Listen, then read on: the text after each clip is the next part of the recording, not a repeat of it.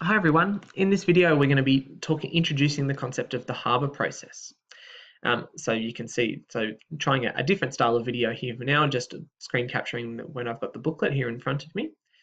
Okay, so the Haber process is kind of the main focus of this area of the syllabus. So it's we've identified that we're talking about equilibrium process or reversible reactions, and that graphing and understanding those, how the amounts of those change as the equilibrium is disturbed, is really important.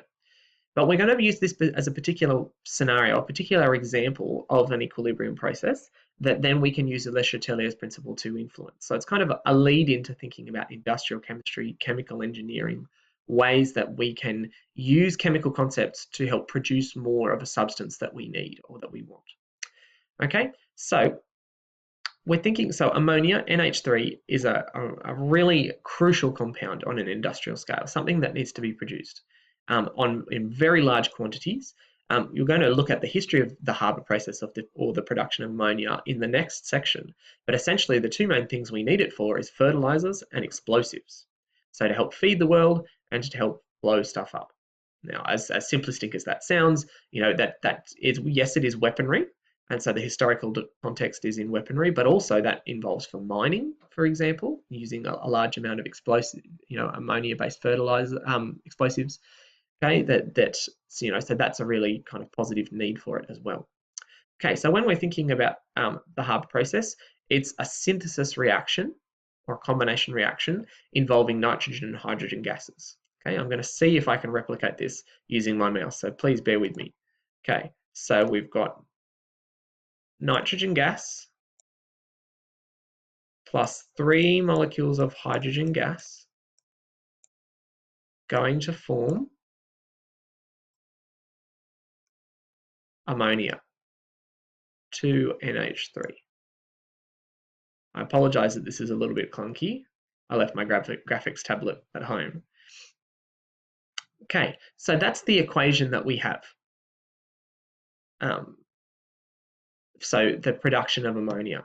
If you didn't catch that, go back and pause it. So the production of ammonia from nitrogen and hydrogen gases from 1 to 3 to 2 mole ratio. Now it is a reversible process, and it has a delta H of minus 92 kilojoules per mole. So what we're saying here is that this forward reaction is exothermic. So as we are producing more ammonia, as it's formed, so the thermal energy of the particles in the system increases, and this means that the thermal energy transfers out of the system to the surroundings where we measure an increase in temperature. Okay, so in this one, I want you to describe what happens to the system during the reverse reaction. Take some time now to pause the video and jot down a response to that question. Okay, you've had some thinking time now. Hopefully you've worked through a bit of a chain of what might happen in the reverse reaction. Okay, so I'm just going to type a few bits and pieces in here. This is not a complete response, but just some key ideas here. So what we're saying here is that the reverse reaction is endothermic. Okay, so the reverse reaction is endothermic. So that means that as ammonia decomposes into nitrogen and hydrogen gases,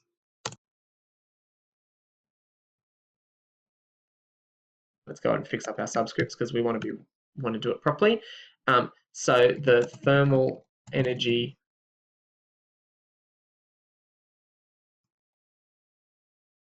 of the particles in the system decreases. Eventually, thermal energy transfers into the system from the surroundings, making the temperature of the surroundings colder. Okay, so that's what we're seeing in this particular scenario. So they're saying, all right, well, so if the forward reaction is exothermic, as we make more ammonia, the thermal energy of the particles increases, and then that transfers out to make the surroundings warmer. And so we're thinking in the reverse reaction that the opposite is happening.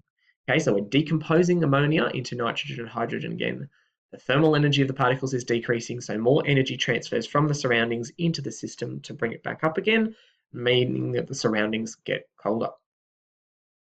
Okay, and so then we're thinking about some of the uses of ammonia. Okay, so we're using it for fertilizers. We're using it for explosives. It's also used as a refrigerant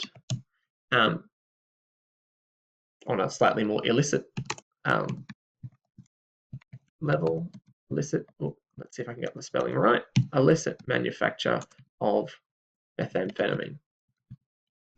I'm not telling you anything you couldn't learn from Breaking Bad anyway, let's be honest. Okay, so there's some of the uses of ammonia. You can add some further ones from chapter 6.6 on page 200 of the textbook. All right, thanks very much for watching. Bye for now.